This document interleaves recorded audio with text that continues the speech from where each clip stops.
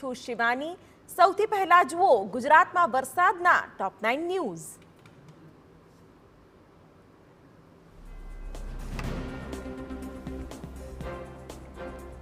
રાજ્યમાં ફરી એકવાર વરસાદનો નવો રાઉન્ડ શરૂ થયો છે। રાજ્યના 63 તાલુકામાં નોંધપાત્ર વરસાદ ખાબક્યો।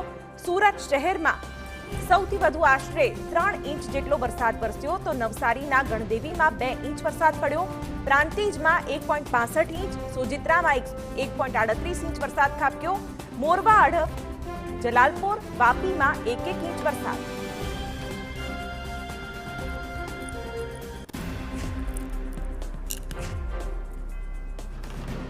તો સુરત શહેરમાં ચોમાસું જતા જતા પણ મહાનગરપાલિકાની આબરૂ ઉતારતું ગયું। શહેરમાં ધોધમાર વરસાદ વરસતા ઠેર ઠેર પાણી ભરાયા। કૈલાશનગર, અંબાનગર, મજુરા ગેટ અને અઠવા ગેટ વિસ્તારો જળમગ્ન થયા। કાદરશાની નાળમાં ભરાયા કેડસમા પાણી। રસ્તા પર ઘૂંટણસમા પાણી ભરાતા વાહન ચાલકોને ભારે હાલાકીનો સામનો કરવો પડ્યો।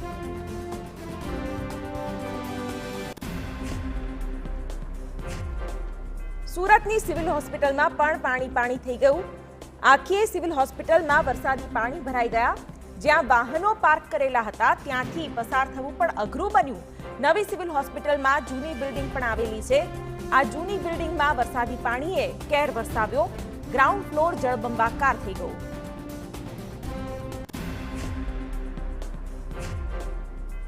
તો સુરતમાં વરસાદ એવો પડ્યો કે હાલત બદતર થઈ ગઈ।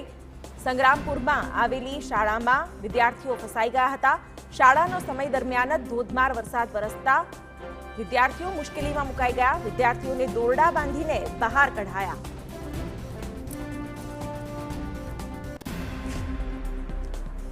નવસારી શહેર અને જિલ્લામાં સાર્વત્રિક વરસાદ નોંધાયો છે। સવારથી જ વાદળછાયા વાતાવરણ વચ્ચે ધોધમાર વરસાદ વરસતા ફરી ચોમાસાનો માહોલ જામ્યો છે।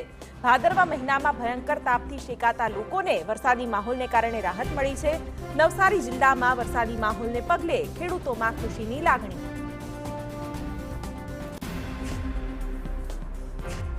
તો અમદાવાદના વાતાવરણમાં એકાએક પલટો જોવા મળ્યો। શહેરના અનેક વિસ્તારોમાં વરસાદી માહોલ જામ્યો। શ્યામલ 4 રસ્તા સીમા હોલ વિસ્તારમાં ધોધમાર વરસાદ વરસ્યો હતો। સેટેલાઇટમાં ભારે પવન સાથે વરસાદ ખાબક્યો હતો। સ્થાનિકોએ ગરમીમાં રાહતનો અનુભવ કર્યો।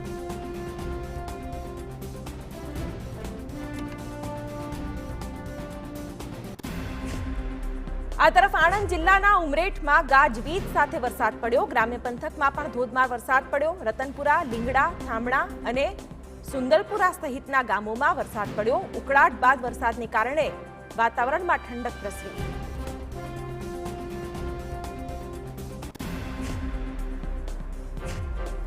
ગાંધીનગરના દહેગામ શહેર અને ગ્રામ્ય વિસ્તારમાં વરસાદ થયો। સમગ્ર દહેગામ પંથકમાં ગાજવીજ સાથે વરસાદ વરસ્યો હતો। લીહોડા, કડજોદરા, જીંડવા ગામે વરસાદ પડ્યો તો નાગજીના મુવાડા ગામોમાં ધોધમાર વરસાદ થયો।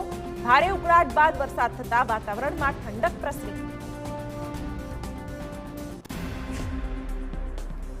રાજ્યમાં આગામી 4 દિવસ ભારેથી અતિભારે વરસાદની આગાહી કરાઈ છે। હવામાન વિભાગે દક્ષિણ ગુજરાતમાં 2 દિવસ ભારે વરસાદની આગાહી કરી છે।